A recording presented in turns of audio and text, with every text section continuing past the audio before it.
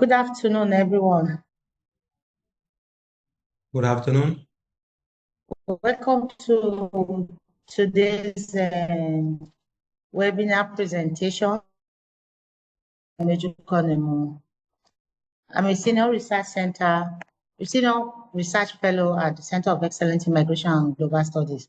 I'm representing the director, Professor Gloria Neto, because Gloria Neto is on leave, so she's unavailable, absent this afternoon. So I'm here to present her. And as usual, we'll be holding this seminar. And we have a presenter here already who came in on time, before time, and he has already connected his slides, as you can see already on the screen. But I want to hello of the National Open University of Nigeria and the director of the Center of Excellence in Migration and Global Studies. I want to welcome everybody to today's webinar.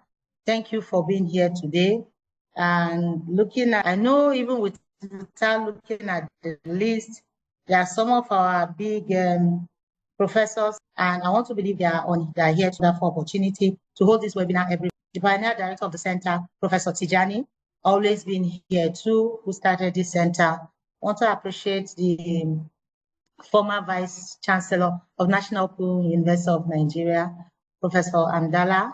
But thank you, sir, for the center, and thank you for always being here.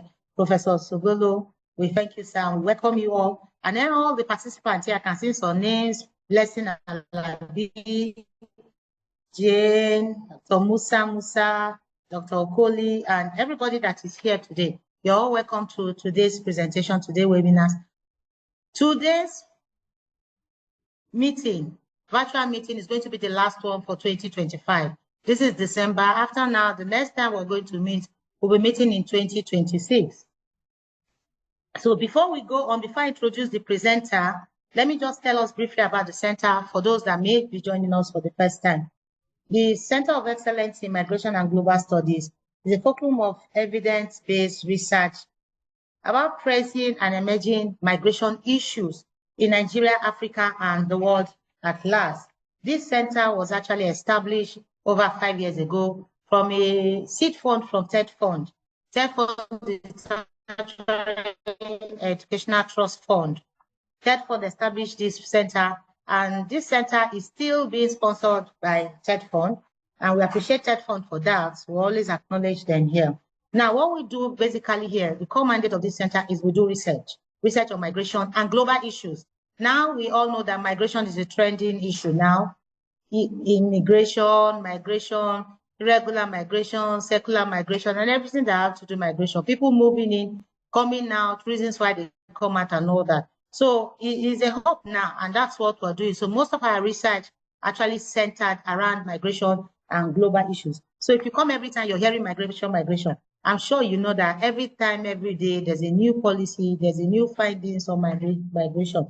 And that's what we do, and that's why we are always having these seminars. And the mandate of the center, as I said, is to provide coverage for field-based and solution-driven research, serves an agent to national policies for migration studies, and seek how we can actually propose policies that will actually make the migration space a more conducive environment.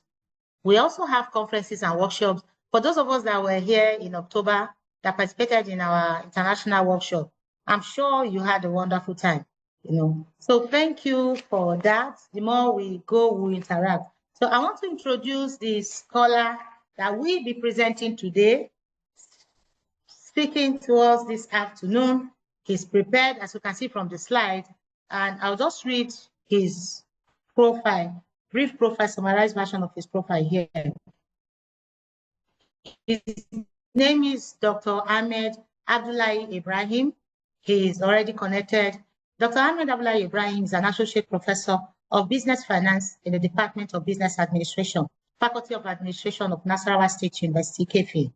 He has served the university in various capacities, including as a lecturer in the Department of Banking and Finance, lecturer in the Department of Entrepreneurship and Marketing, He has equally served as a member of Faculty Management Committee. He has served as a member of the University Senate Departmental Examination Officer. He has served as a member of the University Senate. He has been a departmental examination officer. He has also served as head of the Department of Business Administration.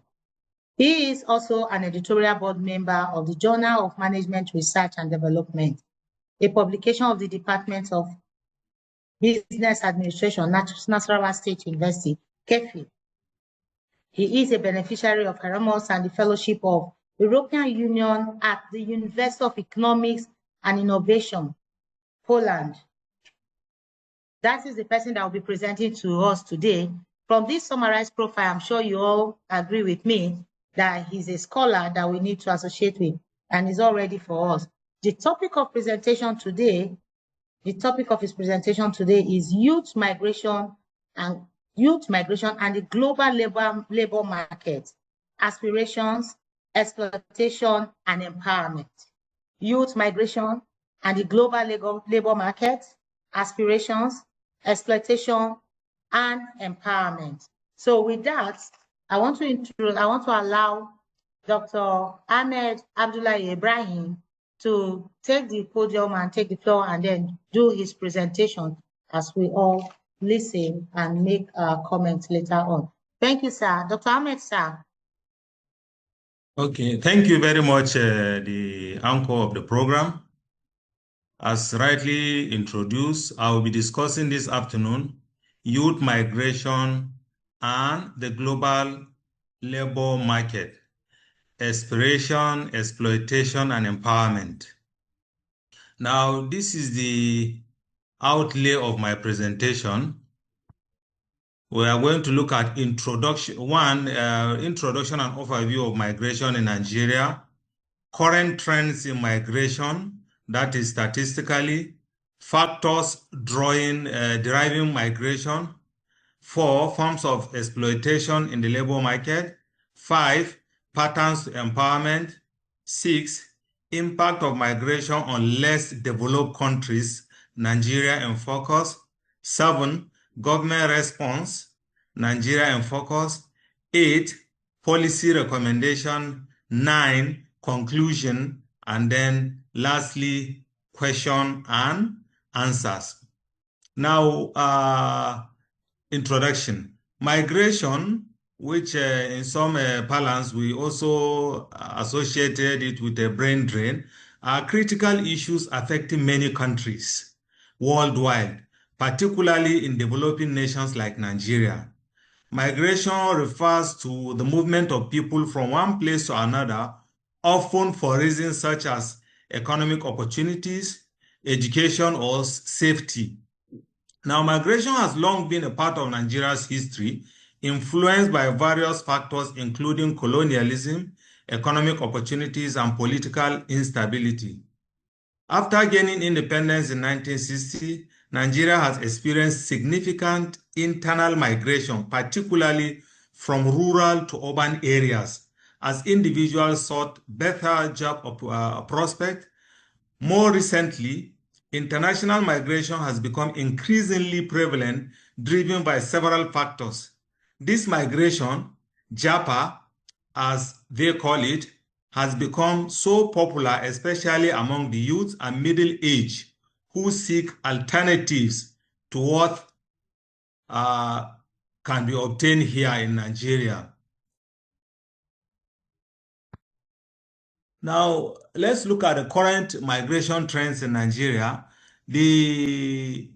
As of the early 2000s, Nigeria has one of the highest rates of immigration in Africa. According to UN report, approximately 1.6 million Nigerians left the country between 2015 to 2020, with a notable increase in the number of skilled professionals seeking opportunities abroad.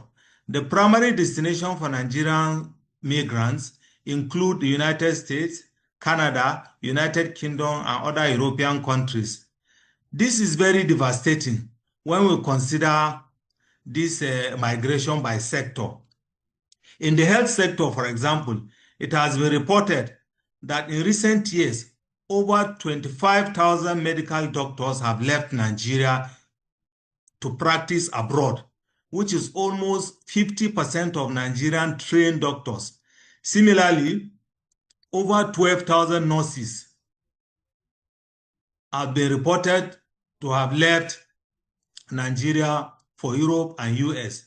Very pathetic to mention is that Nigeria has a patient-to-doctor ratio of 1 to 5,000 against the WHO benchmark recommendation of 1 to 600, 1 doctor to 600 patients.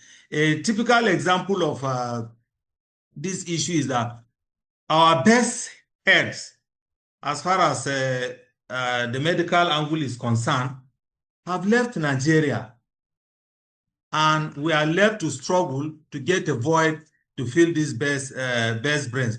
For example, we have a Nigerian trained dermatologist, Dr. Sanusi Umar, who is based in the US. Dr. Sanusi Umar is a consultant dermatologist, is the best Los Angeles hair transplant surgeon, and is the best Los Angeles dermatologist, and is among the first 10 best dermatologists in the whole of US. Dr. Sanusi Umar is trained in Nigeria and left Nigeria for the US and is doing very well. We equally have, still within the medical sector, we have Dr. Akinwande Adedapo. Dr. Akinwande Adedapo is with James Cook University in United Kingdom. He's a consultant orthopedic with specialization in children orthopedic cases. He's an expert in foot and ankle. He's an expert in foot and ankle surgery, and also a trauma and new surgeon. These are some of the examples of the best hands we have in Nigeria that are no longer here as a result of searching for better opportunities. Now, this is as far as the medical profession is concerned. Then we have other sectors. We have other sectors, and the IT sector is also not left out. We have IT professionals of over 30,000 software developers that have left Nigeria and are practicing in US, Canada, and UK. Similarly, nearly 20,000 engineers have sought opportunities abroad, thereby increasing the skill gap in the local industry. The academics is also not left out, as it was reported that approximately 10,000 academic professionals have left Nigerian universities, often pursuing opportunities in Western institutions, offering better research funding and facilities. That of the academics is very funny. A recent report, as at 2024 October, a recent report from the TED Fund shows that 137 sponsored Nigerian academics that went for scholarship program overseas, out of over 500 that are due to come back, 137 failed to show up in Nigeria. These statistics are available on the TED Fund website to show you that Nigerians on daily basis are always, at the slightest opportunity if they get, they are ready to move out of the country. Then aside from academics, in the financial sector, which is also similarly equally affected, about 5,000 professionals in financial sector have also left the shores of Nigeria. In also scientific, the science and research sector, over 5,000 scientific researchers have also left Nigeria. Now, what are the factors driving this migration? They are categorized in, there are two major factors that are driving this migration. We have the push factors. The push factors are those factors that are pushing individuals to leave the country. And then we have the pull factors. The pull factors are those factors in those other targeted countries that are enticing people to move from Nigeria to those countries. So we first of all look at the push factors. We have climatic disaster, changing climatic conditions that affect a lot of things. For example, agriculture has been affected by climate change and so many other things. Then we also have the urban lifestyle, which some people are tired of this rural kind of life, and they want to experience another life that is outside their rural type of lifestyle, which also entice them to move out of where they are. Then there is also the growing poverty. The rate of poverty in this country is so high that is already a factor that people can hardly afford square meals in a day. So they will, at the slightest opportunity, they will be ready to take other opportunities outside the shores of this country. Then we also have the issue of unemployment. The issue of unemployment. There is a report that is very scary.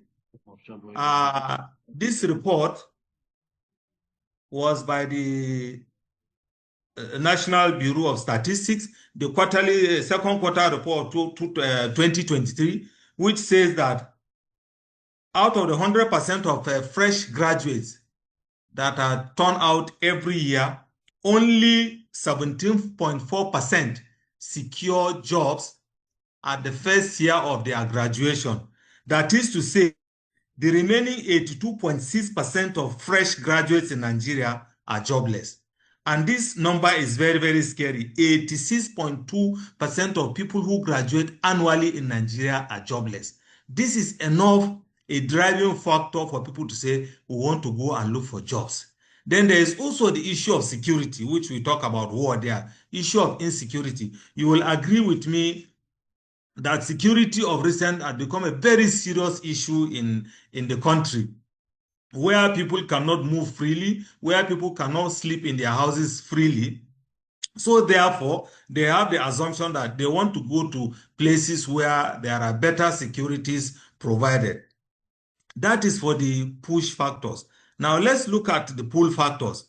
The pull factors are better available healthcare facilities. Of course, you know that when we look at the doctor to patient ratio in Nigeria, 1 to 5,000, which is very, very high. We have an inadequate number of doctors to patients. But when you go to these other foreign places, you have better healthcare facilities. Even in terms of machine for diagnosis and medication, you tend to have better facilities when you get out of the country. Then there is also opportunities, educational opportunities, where you have better facilities for example, people in sciences and engineering, they have better facilities to work with when they go to universities outside Nigeria. Then there is also the issue of relative availability of peace in these places, because they have a security architecture that clearly dictate crime easily and then arrest criminal issues in those places. Then there are also job opportunities. No matter the kind of qualification you have, if you go to these places, at least you will see something to do so that you can pay bills in those countries. So these are some of the pull factors. Now, still on factors driving migration, we have a high unemployment rate, especially among graduates, which already say that about 82.6% of graduates hardly secure job in their first year of graduation. Then we also have political instability, issues such as corruption, insecurity, poor governance, create environment that pushes individuals to live in search of stability. Then we have better healthcare services abroad attracted by hospital or superior facilities. We have inequality among citizens. This issue of citizens not given equal opportunity to excel. Today, before you are able to secure better positions, you need to be politically placed and so on and so forth. Then our labor wage is highly unattractive to retain professionals in Nigeria.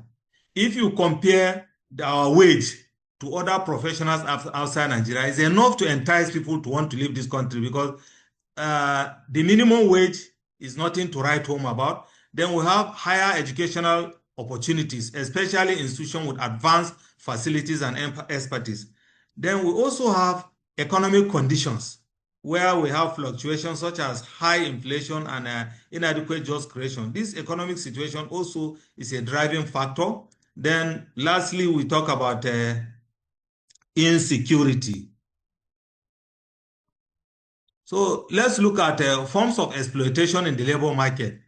Now, we say precarious employment. Most Nigerians who migrate outside Nigeria are in most cases in a very difficult situation as far as the jobs are there, but the jobs are not commensurate with the kind of qualifications you carry out. Most Nigerians are doing some kind of odd jobs that ordinarily they cannot do those jobs in Nigeria. Then there are also issues of legal challenges. Some of these migrants go there not through the legal processes. So therefore, there are restrictions on some of the privileges they can enjoy. They keep on shifting and changing positions so that the law will not frown at their condition as migrants there. Then we also have cultural and linguistic barriers. You see, there are a lot of discrimination to those people who migrate, most especially to Europe. There are a lot of discrimination. Certain places that blacks are not even expected to go and work there. And once they see you, they look at your skin with a lot of disdain. Then there is also social isolation because you don't fit in to where you are going there socially because of the color of your skin, and so on and so forth. So you experience a lot of exploitation within the labor market because you are not of the same color with the people you are going to meet. So let's look at the pathways to empowerment. Despite the numerous challenges youth face, many young migrants develop strategies to empower themselves, among which are: one, we talk about community networks. The kind of disadvantages you face, the kind of discrimination you face, you can decide to overcome this discrimination by coming to form a network of communities, Nigerian communities or African communities. You can form communities that you will have a voice to let people know that you are also important. Then there's also the issue of skill development. Many youth engage in continuous education training to enhance their employability, focusing on acquiring skills relevant to labor market in their host countries. Now, for example, in UK and Europe, one of the most paying jobs that you can easily access is the one they call caregiving and nursing jobs. So you have a lot of Nigerians who do not train as nurses, but once they are able to migrate, they enroll themselves in nursing programs so that they can fit in with the current labor demand in their host countries. Then there's also right advocacy. Migrants need to become involved in advocacy groups, which will help young migrants voice their needs and rights, promoting awareness and pushing for systemic changes to protect their welfare. And then we also have cultural exchange. Participation in cultural exchange program allows youth to celebrate their heritage while interacting into the new communities, fostering mutual respect and understanding.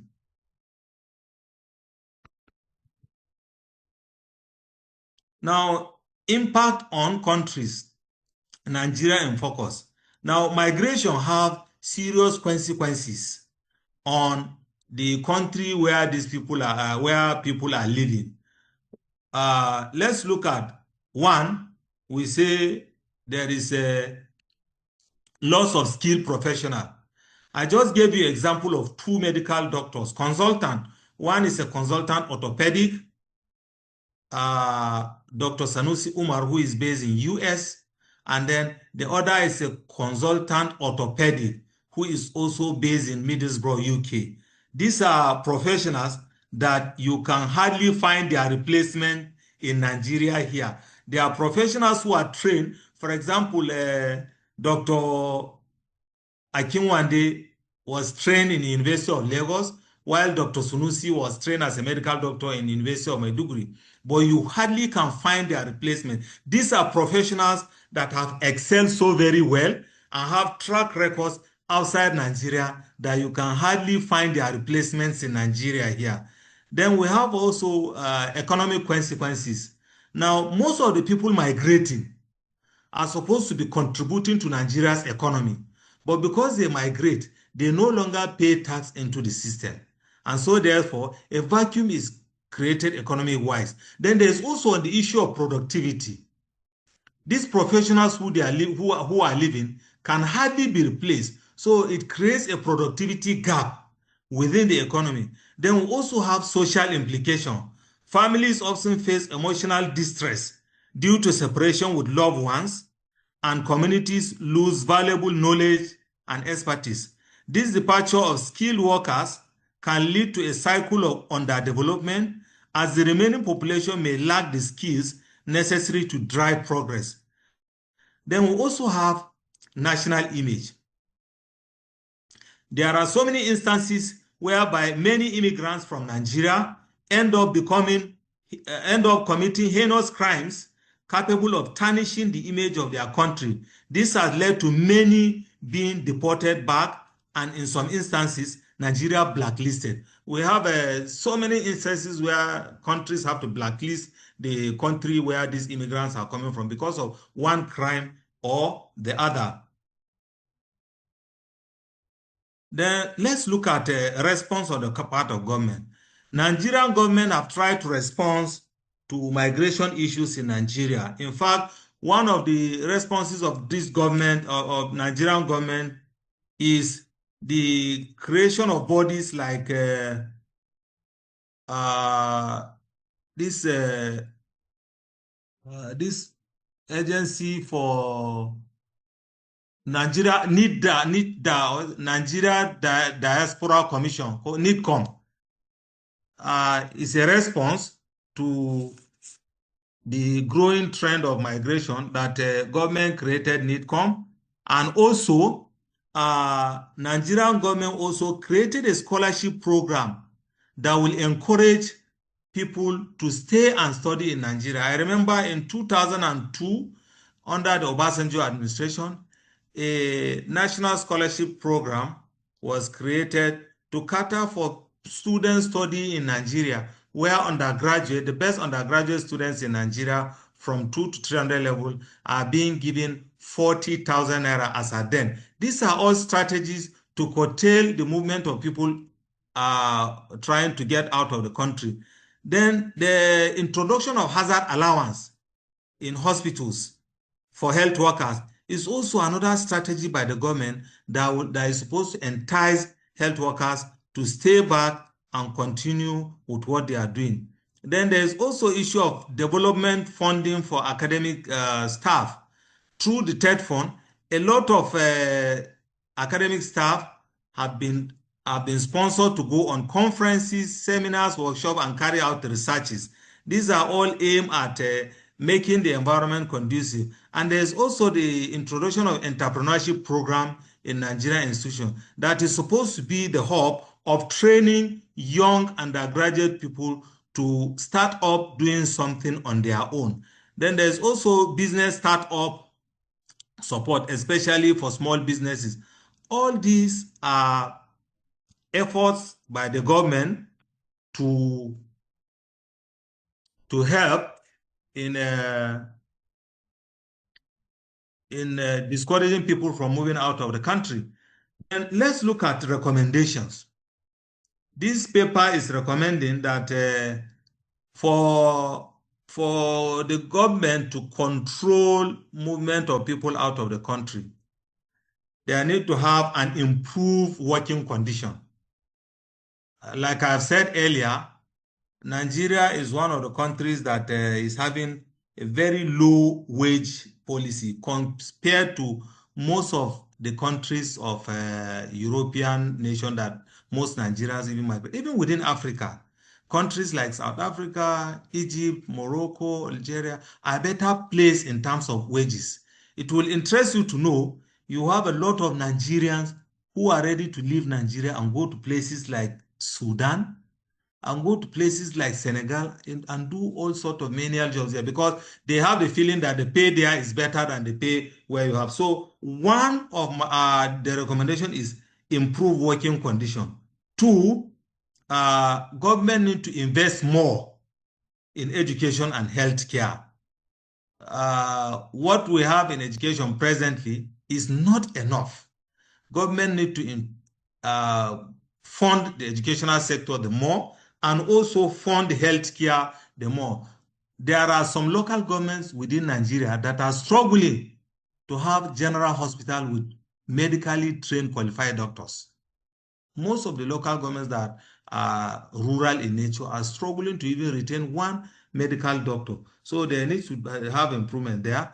Then another recommendation is creating opportunity for skilled professionals. Government need to create opportunity for skilled professionals, and then even creating avenue that will entice them with some of benefits. Once you have a skill, government should tap into those skills and then entice them with some benefits that will make them to remain in Nigeria. Four, we say investing in infrastructure. Now, road and electricity are a general problem.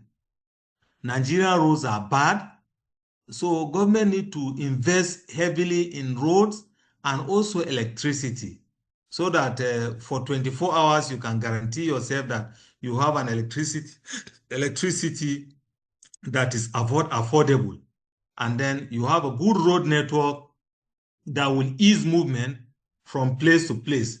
Then recommendation number 5 is the rule of law. Government should ensure strict adherence to the rule of law, where nobody is above the law. All citizens must be treated equal. There should be no preferential citizens. People should be treated equal. And then another recommendation is subsidies and tax waivers. Government can introduce subsidy and provide basic production inputs, especially for small businesses. You can decide to subsidize and also introduce tax waivers for small businesses who are just coming up, to encourage other people to also remain in the country and do their own businesses.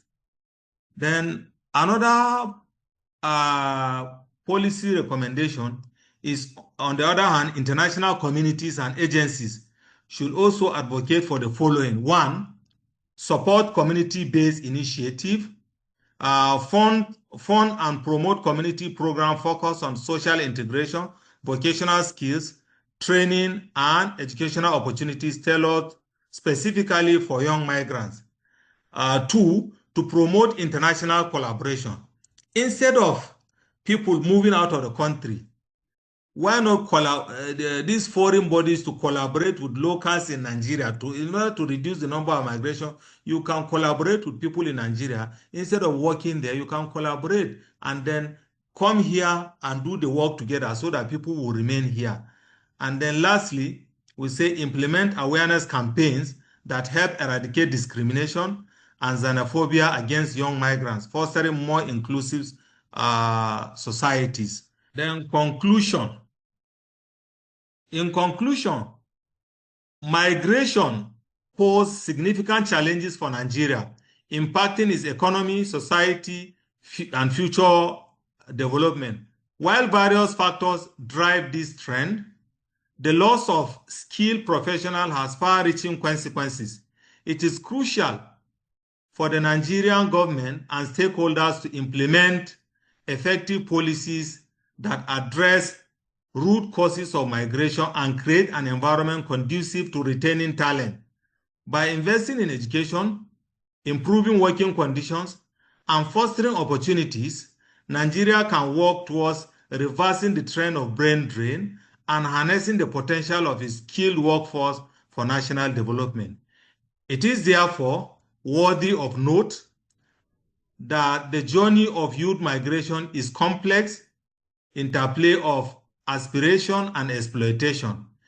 Empowerment strategies must be prioritized to transform migration from a mere survival strategy into a sustainable route for personal and collective growth, benefiting individual and society at large. Thank you for listening, and thank you for your time. Thank you very much, Dr. Ahmed. Thank you for your Thank you for your time. presentation. Thank you for your presentation, and thank you for being time conscious too. I want to open the floor for questions. We have all heard Dr. Ahmed's presentation on youth migration and global labor market, aspiration, exploitation, and empowerment. And he dived into different aspects of migration. He looked at exploitation, he looked at the push and pull factors, looked at exploitation, looked at barriers, he looked at the pathways to empowerment, then went down and focused more on Nigeria. Then he gave us some recommendations and a lengthy recommendation and all that. So I want to ask anybody that has a question. I can see some hands up. I'm not seeing any hand up, but I can see the chat box. So the floor is open. If you want to ask a question, just indicate. Fine. Okoliko, Professor Okoliko, sir, unmute yourself and please ask your question or contribution. Thank you. All right. Thank you so much. Thank you. Thanks a lot for this opportunity this afternoon. I like to commend the presenter in a very special way, Professor Ahmed Ibrahim, for doing justice, lending his voice to this ongoing conversation we've always had on this platform and other platforms.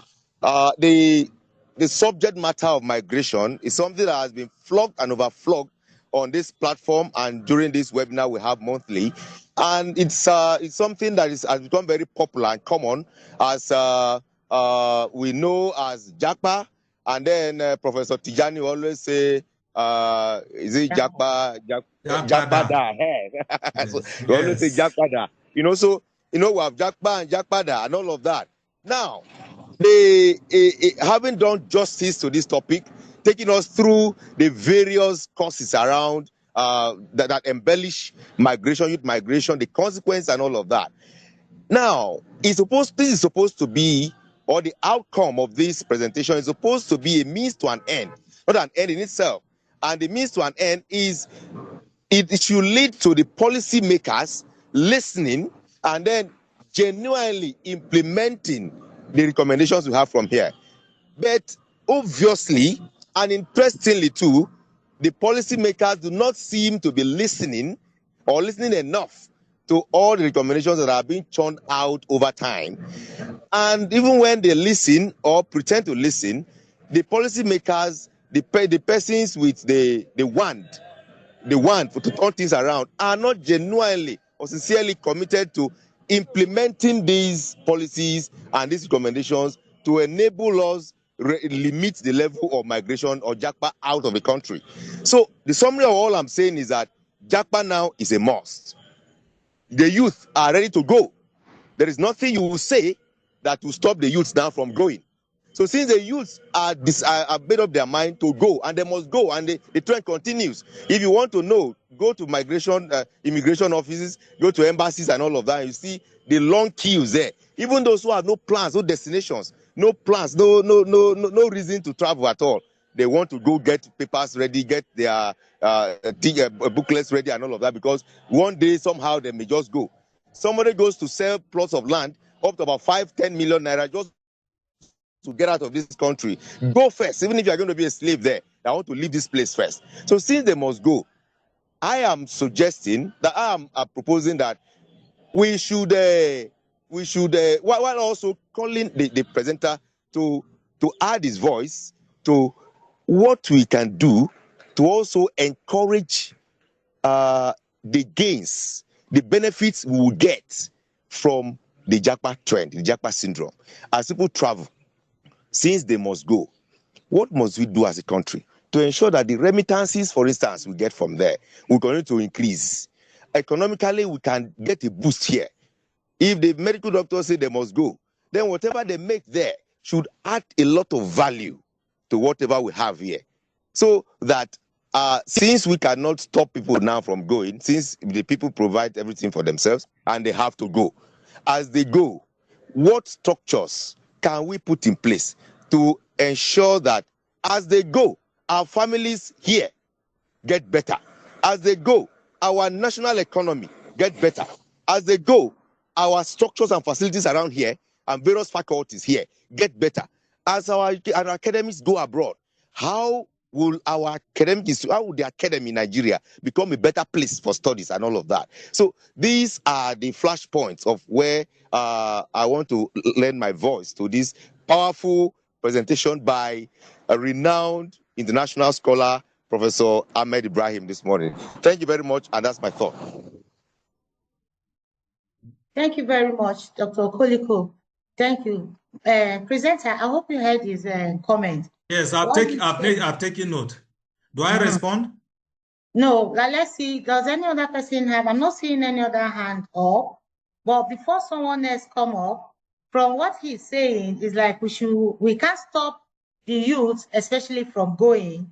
So since we cannot stop them from going, we should encourage them as they go. They should make sure that the benefit of their going comes back home or gets home, whether in resources or in development or so. That will take me to my own comments. When you were presenting, I actually listened to when you got to the area of exploitation, and you listed exploitations, odd jobs that Nigerians do, legal challenge, cultural and linguistic barriers, and I didn't get the fourth one. But I was just thinking, odd jobs and legal challenges can actually come under exploitation from your explanation. But cultural and linguistic barrier, I didn't get how that is exploitation. I see those ones as barriers and not exploitation. Now, you said, which is true, most professionals go abroad and they go there to do odd jobs.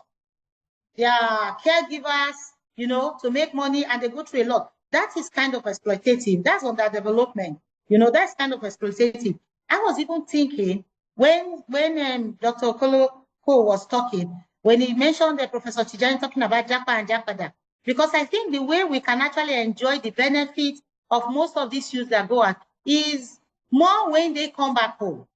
That's where Professor Chidani talk about Japada. When they Japada and bring whatever experience, whatever gains, financial gains, skills that they have learned there back home.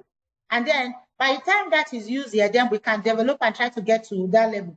But that will only be possible if we have structures or institutions that are functioning and working. And to get those institutions and those structures, that's where leadership comes in. If we don't have supportive leaders who can help to bring sanity to our system, no matter the skills or resources you bring back home, it won't work. So for me, to you, my suggestion to you is that I would want a situation where I would suggest where to beef up this paper, where you sharpen out the exploitative aspects of your paper. There's been a lot on Jakpa, push and pull. Yes, we all know what is pushing everybody out, and we know what is pulling people out there to these countries. But the thing is that more of the exploitative experiences that Nigerians are having out there need to be blown, need to be sharpened out, so that this youth will know. It's not like you get there and you go pick money on the streets. No, you don't pick this money on the street. This is what you saw. So once we sharpen that out, now if they have to go, as Dr. Okoliko have said, and they have to go, they go with coming back at the back of their mind, like Professor Tijani, coming back at the back of their mind and bringing whatever gains back home. But now the thing is, we know that our systems are not working. You understand? And then when you were talking about the pathways to development, when you talked about empowerment and what have you, I see that you were saying things that the government will do or have done. And then I think somewhere around that area, you now talk about things that response from government. When you were listing the response from government, you listed these organizations, you listed funding and all that. A question popped into my mind. The question I have is, I think you need to assess the impact of that government response. These fundings, these parastatals, these ministries that have been created, how are they impacting the system? Are they actually preventing the youth from going out? Are the citizens actually feeling this impact and they are becoming more comfortable? Is the impact able to pushing the stress or the push factor that's pushing Nigerians out? Okay, thank you. Someone's hand is up. let me give opportunity to the person to speak, and then we'll continue. Dr. Okay. Nancy, Yeah, please unmute yourself. Thank you very much. You. Thank you very much. Thank you, presenter. I try to listen. One of the things that bothered me most is that we keep talking about these things. Just like when Center of Excellence Immigration had their program openly there at the conference center, I keep asking. Researches have gone on. We keep saying the same thing. Why are we still saying the same thing and nothing is happening?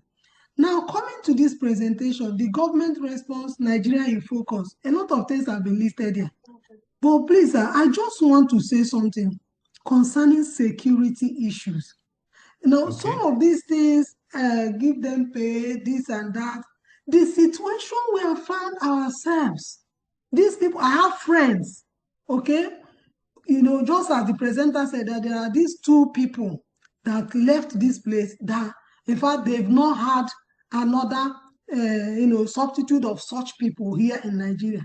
Now, be that as it may, all these things, scholarship program, hazard, this and even if you bring all this, and the place where we call our home is not secured, that you carry, you know, in those days, you just move down to Ibadan, you enter a bus and all that, and you are free. What we pray for them was accident, not who will kidnap you. So I want you to, the presenter, to also factor these security issues into what we are talking about. And let's see how places like CEMGS can voice, I don't know how they are going to do for all these recommendations to get to the ears of those who cares, and then let this country be fixed. I pray God will help us. Thank you very much.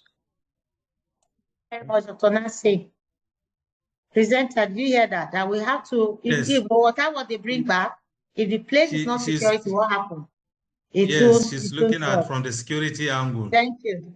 Thank you. We have another hand. Kabiru Danjani.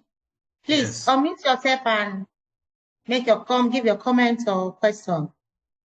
Dr. Kabiru, is it Dr. or Professor Kabiru? Danjani. Okay, and after Dr. Kabiru, we have Dr. Jumai. Please just unmute yourself. Can you hear me? Dr. Jumai and Dr. Kabiru, who will go first? You are muted, we can't hear you. We can't hear you. Okay, now we have Dr. Ahmed or Professor Ahmed Buhari. Just unmute yourself and speak. Thank you. Good afternoon, Doctor. Good afternoon, our Honorable Prof. Dr. Ahmed Ibrahim. Good afternoon. Thank you, sir. Actually, it's a well performed paper presented with so much value in it. First thing, I just have only 3 items to mention here. The country itself has this challenge of funding. We are talking about the youth and the government itself. The paper, the presenter, I said, let's the paper presented today to continue to be exploring on the social media. Most of our youths listen to social media and the government some. That is, if the papers and the voice is continuously coming out, it will reach a certain stage that the youths will understand the reason why they should not migrate. And as for the government too, they will also see reason why they should prevent the youth from going out of the country. We all know what is happening today, but we need to continue. I pray that God will give Prof the ability, the strength, the means to be able to exploit it more and more on air, social media, and other platforms, so that it will reach the people that will be able to take action on the matter on ground. It is a well-presented paper. Thank you. Thank you very much. For that contribution. Yes. Can we have Dr. Kabiru, if you unmute yourself and please speak? Thank you. Hello, good afternoon, everybody. Good afternoon, sir. This is a very, very insightful presentation. Thanks for that to Professor Ahmad. As from my own side, I just want to give a little thing. As the government cannot be able to stop all this Japa syndrome at all. But what I believe, the government can still come up with certain legislation where all those people that are leaving the country should be registered, should be known based on their skills, their professions, and what have you, and come up with a way that by the time they leave this country, the government make it mandatory that there is a way that the government of Nigeria is getting something out of what they are doing there. And it should also be made mandatory that whenever they are needed in this country, for us to tap out of their own profession or their skills, they should make themselves available to come and help in building the country. Thank you for the thing. Thank you. Okay. Thank you, Mohammed, for that. We had one other name, hand up. Yes. Thank you. Pokotan. I hope I can pronounce Sunday. Sunday. Dr. Sunday, please. And after Dr. Mohammed wants to come back, I put down your hand. Then we have Dr. Musa. So, the Doctor or Professor Sunday, you have the floor, sir. Good afternoon, everyone. Good afternoon, sir. Yeah, good afternoon, Doctor. Good afternoon, Prof. I really appreciate being in this atmosphere for learning. I thank God for the gift of life upon you and the paper you presented. My own contribution in form of adding value to what you said is in respect of inequality in labor market. Just assuming somebody who go through all four corners of the institution, spend money, embedded his brain, acquiring, all sorts of knowledge here and there. At the end of the day, you were able to secure a job in Nigeria, which is not like a CBN, NDIC, and all those juicy Federal Inland Revenue Service. You went to the same university with your fellow person who gained employment in those places. And you were able to maybe secure an employment in the FCDA or the rest. And when you look at the packaging, it's discouraging for you to be encouraged to stay in this country. I'm a youth as well. And I want to be sincerely, if I have such opportunity, I will also japa. Let's be frank with ourselves. What our government doing is unfair. That is one. Inequality is one of the, and then another thing is our external body, our countries that people were going to, they were using this avenue also to exploit people. Like now, if you want to go to Canada, you want to go to UK, they will ask you to, you've gone to school here, you were taught in English language, they will ask you to go and write exam, which is IELTS exam. At the end of the day, people keep on failing. And the money they are paying now is not small money. It's almost 300,000 naira. And if you fail, you have to write another one before you get the cut-off mark that you will use to process your papers. What are we saying in essence is that government need to be up and doing. The policy is just too weak. We know government cannot do everything. But when people are not get value for what they want, you're seeing somebody who graduated yesterday, who got job in CBN, is riding a big car, is having a house to himself. And you that you have started for 15, 20 years, you cannot even achieve what such person is doing. If such person have opportunity to travel abroad, he will go. Please, Prof, sir, I appreciate your efforts and the message you brought to us, encouraging us to stay in Nigeria. But our government needs to do the right thing. Thank you. You're welcome. Thank you very much for your presentation. Thank you. Now, I don't know whose hand is up now. Okay, I saw Dr. Musa. Okay. Dr. Mohammed, you still want to speak? Mohammed Buhari? Please unmute yourself. Yes, Please, I've unmuted myself. Good afternoon. Good afternoon, sir. Good afternoon, Buhari. Yes. Yeah, good afternoon, sir. I want to sincerely appreciate my prof, who doubled as my PhD supervisor. The paper Okay. you presented today is an apt one, and I want to sincerely thank you for this presentation. Now, You're welcome.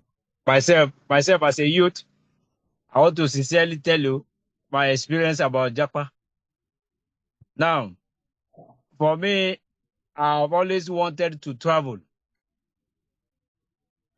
Then anytime, any day, I woke up, even while I was in the banking sector, all my effort was to gather money and Japan. But something do happen to me. I used to have this national consciousness that if I live to a foreign land now, then what will now happen to my contribution to nation building? So for me to have this kind of idea at that time, till date, now keeps dragging me back, not to now see that place better than the country I live. Yes, I know that our system is not working.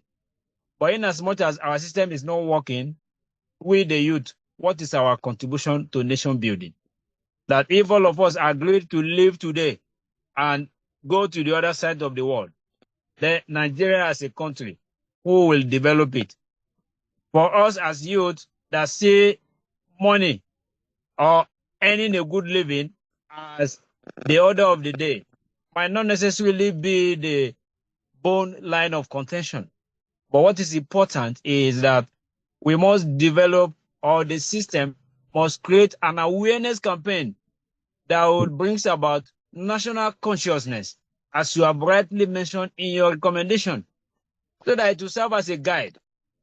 In recent time, anytime I looked at my issue, I said, but if I live, what will now be my contribution to my nation? So it makes me to stay back.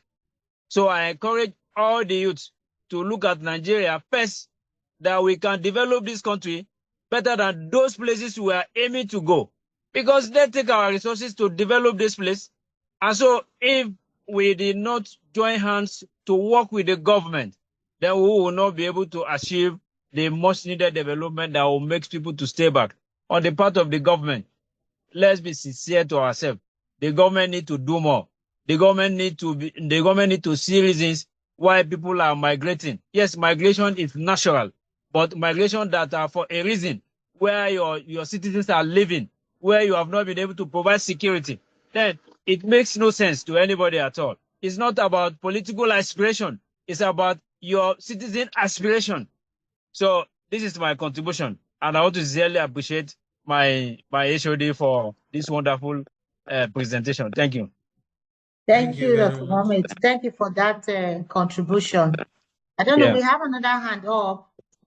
Dr. Teresa Musa's hand is Musa is still up. Okay, sorry, please. Musa's hand, Dr. Musa's hand has been up since. Let him just unmute himself, and after him, then you will speak. Sorry about that. Thank you, sir. Can you unmute yourself? Yes. Good afternoon. Afternoon, sir. Yes, I want to sincerely thank my senior colleague who have transformed from finance management to immigration management. However, the lecture is very, very interesting. I was just going through it. I listened to him very much. But again, we must be ensured that immigrations in Nigeria bring both opportunity and challenge. Because immigration in Nigeria is a dynamic forces that shape both urban and rural landscape. Because a large number of people will continue to move from the countryside, from city like Lagos, Abuja, and Kano in search of jobs, educations and better services. Again, fueling a rapid urban growth and strengthening household infrastructures and social amenities. But we must also remember that at the same time, many skilled Nigerians immigrate abroad, contribute to brain drain, while also, as he has rightly mentioned it in his presentations, but again, while also generating substantial remittances that support family and economic development. But the internal and international movement create opportunity for one of the opportunity for economic development. But we must also be rest assured that this migration also pose challenge in terms of managing urban congestions and service delivering, and of course, a loss of human capital. So these challenges are that as we as youth, we should also be mindful when we are migrating. We should also be mindful of these challenges. We should not always be looking at the opportunity, because at the end of the day, as he has said in one of the factors, in fact, look at the push factor, as he said, that sometimes you would migrate and then ending up in an informal jobs and getting a low income. So we should be mindful of the challenge, not all about the opportunity attached to it. Thank you. Thank you very much, Dr. Musa. Thank you very much, Musa. Dr. Teresa's hand has been on since too. Can we please give her the floor? Please unmute yourself and speak. Yes, thank you very much for the opportunity. I've been listening to the discussion with a keen interest, and the truth of the matter is everything said is okay. But what prompted my lifting up my hand is the one, but the last, Dr. Mohammed, his comment about patriotism. That's the way I see it. That he is actually patriotic and really wants to make contribution to his country. And I know that it's not a matter of not being aware by many youths. I happen to work with a lot of youths, and I know several youths that didn't bother about applying for white-collar jobs. I know very well, and that I know very well about some individuals who left this country in tears, not that they wanted to. There is a young man that even when the family packaged everything, he said, no. He planned, you know what he said? He normally said that he had planted bottle in Nigeria.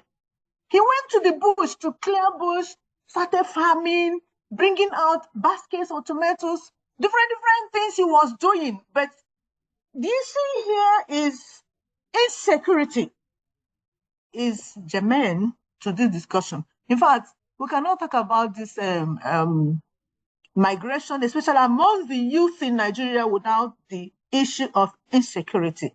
Many of them are pushed out, not that they don't want to stay, but because their lives are at risk. This guy continued this farm, no matter whether he was making gain or not, until one of the episodes of his farm, he was attacked, and in fact, he just narrowly escaped. And at that point, he had to succumb to the family pressure. As I talk to you now, he's not in Nigeria. Is it that he didn't want to stay? Is it that he didn't want to contribute to the country? Is it that he didn't want to? It's not only him, there's just so many people like that. So we cannot really talk about address this issue, especially with respect to our youth, without addressing the issue of insecurity. May God deliver this country from the menace of insecurity. Thank you very much. Thank you.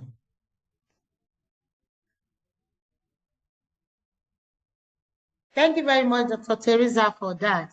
You have said it. Most people leave because they don't have a choice. And those that are left would love to come back, but what would they come back to? I don't know. I can see another hand. Yahiya. Yushia, your hand is up. Yes, before I allow you to speak, please, before you unmute yourself, I want to acknowledge the presence of Professor Gloria Aneto, the President Director of the Center of Excellence in Migration and Global Studies. She's online. She's on leave, probably out of the country, but she just connected. I can see that she's online. Emeritus Professor Sogolo is online. Sir, you are welcome too. Professor Aneto, you are welcome too, ma. We are glad to have you around. Thank you. Hello Professor, to all of you. Thank Nice you. to see you, ma. Welcome, Director. Welcome, I'm sir. happy that Dr. Ibrahim was able to make it, despite all Yes, Thank you Director. so much. I can You're see from welcome, the Director. questions and the way the discussion is going, you must have delivered very well. And I thank you for your, for your presence to agree to deliver on this platform. You're welcome, Director. Thank you so much. Thank you, Dr. Joyce, for holding forth. And thank you, everyone. Thank you, ma. So, can you unmute yourself and please speak, ma? Yes, sir. Okay, good afternoon, ma'am. Yoshia. Yes, Welo Is it a Joseph. male? Sorry. Oh, sir. Joseph. Dr. Joseph, sir, Yes. can you please unmute yourself and speak? Thank you. Yes, I've omitted myself. Okay, speak, sir. Yes, I want to appreciate our HOD in person of Ahmed Ibrahim. He has done a great job, and this is timely. This is timely because this is where lectures like this need to be delivered. My own take mostly is that whenever issue of jackpying came into mind, what always put me in direction is I will look at it. Is there any other person more Nigeria than I am? It's just like when your house is on fire, you are running away because your house is on fire. You don't want to put it in order. Let's all of us come together and save the country, Nigeria. We have a big role to play. I think I have an opportunity of leaving the country, though it's an Africa, but I refuse because one of the things that made me not to go is that my both parents are alive, and I look at how will I go? How will I stay with 2-3 months without even seeing them? And also, we have a lot of untapped resources in Nigeria where we can harness them. Then who are those that are more Nigerian than I that will now tap those resources and enjoy those resources than I? So I decided to remain. So I think what we will encourage our youth is that we can do it. We can always do it. But by leaving the country to other people, who will now bring it together? Who will make the country right for us? So that is my own contribution. Thank you. Thank you very much.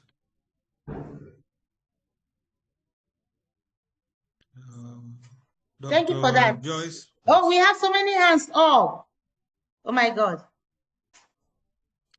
Okay. I think most of these hands have spoken already. Spoken before. Okay, thank you. Now, if everybody has spoken, okay, please put your hand down if you have spoken before.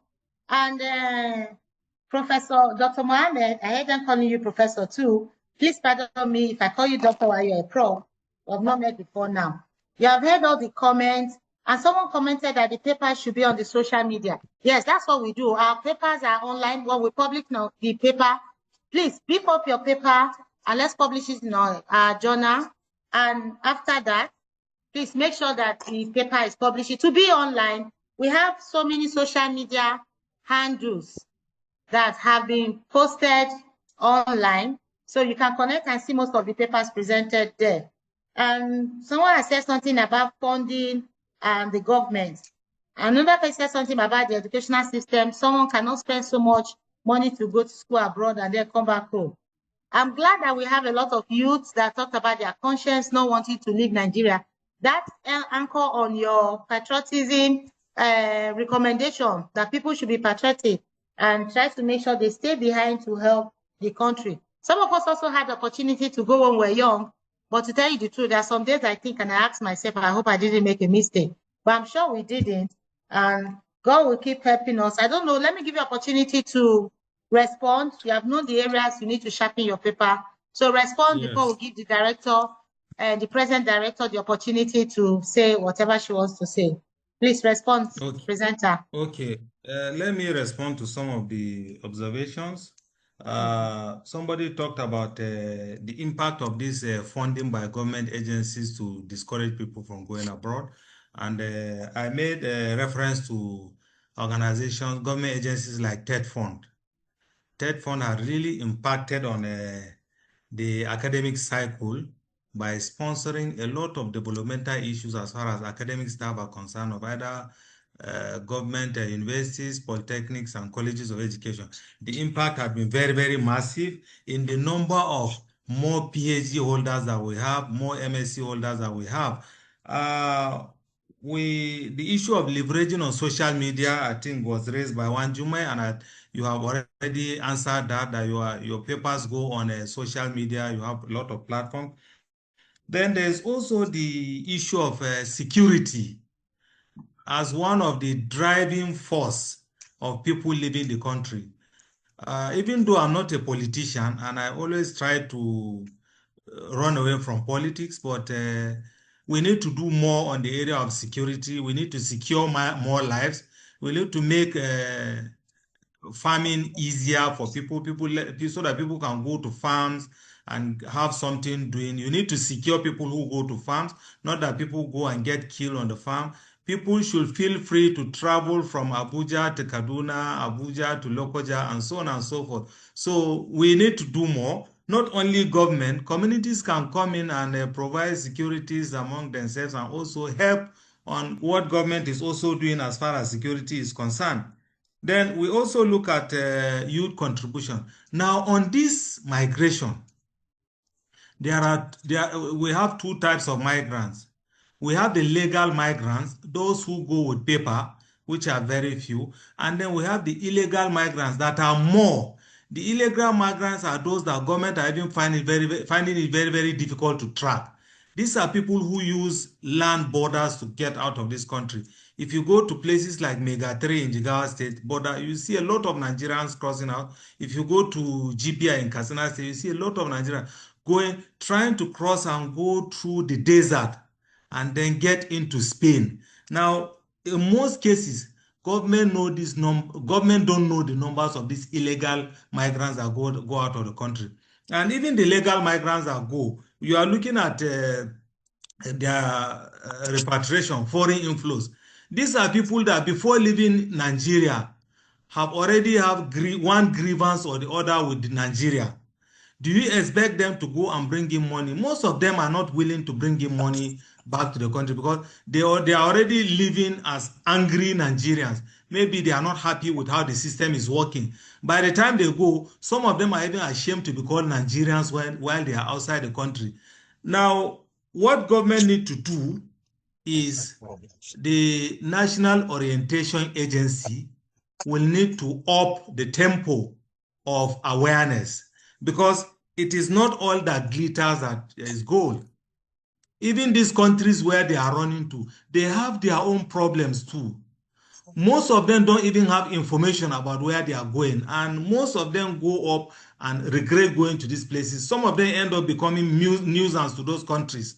Some of them end up resorting to even crime to survive in those countries. So the National Orientation Agency need to up their game and then create more awareness in telling people to prepare the minds of people who want to go out, so that you have a choice of either to go now that you are informed or not to go. I know NIDCOM had come in to rescue of a lot of Nigerians, rescue Nigerian girls in China, Sudan, and other places. The Abike Dabri Commission has done a lot in rescuing Nigerian migrants that went illegally out of the country and rescue them back.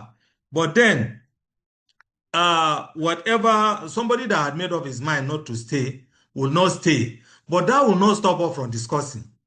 We need to continue to let them see the danger of what they are going to do outside. If you are a professional and there is a job for you, we'll be happy when you leave. But for those who, majority of them are not even professionals, the jobs are not there for them to do, and they are still insisting in living. To those people, we need to tell them of the dangers of going when you are not a professional. We need to tell them the dangers of their going, so that the choice is left for them to either go or not to go. But that we have been talking about this, and migration did not stop, should not deter us from talking. We will continue to talk. We will continue to talk about the benefits of migration, and we'll also continue to talk about the negative aspect of migration. Thank you very much, Dr. Joyce. Thank you very much, Dr. Mohammed. I say you really did justice to this topic. You have tried. You can see the comment, and it's actually an interesting one. Now, before we wrap up, let's give an opportunity. If Professor Gloria Neto is still on, let's give her the opportunity to Okay, sorry, I'll Okay, be thank off you, in the ma'am. next 1 minute, but let me quickly Okay, say ma'am. again, I thank everyone for making it possible. And because if you are not online, then the speaking will be to an empty space. So we really appreciate your presence always. And I particularly appreciate Dr. Ibrahim for his very lucid delivery. I just want to add that it is not only insecurity that drove most of our youths abroad, but unemployment was a big case, or is still actually a big case. Many people finish school and they sit down and be eating their parents' food for 1-2 years. It's not funny, and they get frustrated. So frustration actually drives most of them out of this country. Not only insecurity, which is even going to drive many adults out of this country. So that's just my own bit, because the insecurity is even driving adults now, not youths alone. So I thank you all, and I want to say a big bye-bye. I'm sorry that I was not there, but I know that I have able hands to present on my behalf. Thank you. Cheers. Have a good day. So Thank to you. wrap today's presentation, thank you all for coming. This is the last presentation for this year, 2025. By January, we'll meet again. We'll have another presentation. As usual, a robust presentation with seasoned scholars that are coming to present. Thank you all, and bye. Dr. Mohammed, thank you very much for your presentation. Please beef up the You're paper welcome. and let's have it for publication in our Yes, I will journal. do that. Come next year I will do journal, that. you bring it on time. Thank you. I God will do bless. that. I will do I that. will pray we all end the year well and meet next year. Bye. Bye bye.